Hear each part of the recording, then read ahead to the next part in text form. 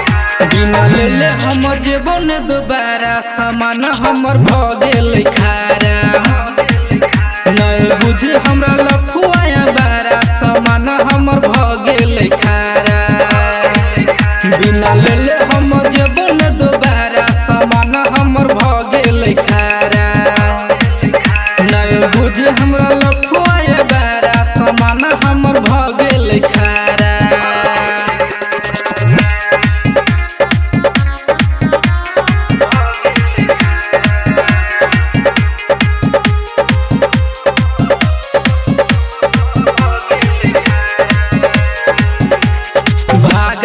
कहाँ के तू एने घूम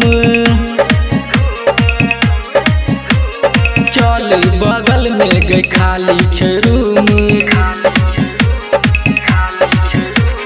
भागे छे कहाँ के तू एने घूम चल बगल में गई खाली रूम जल्दी से खोल नहीं एते बोल जान जे लोग सारा बिना ले हम जेबो न दोबारा सामान हमर भ गेल खारा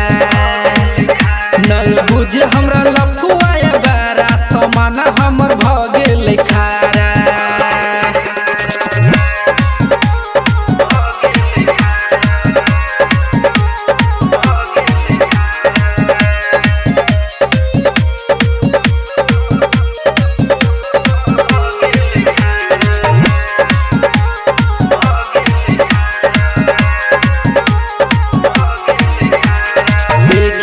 तोहर के चिकन सामान रहल नहीं जाया अब सुने गे जाने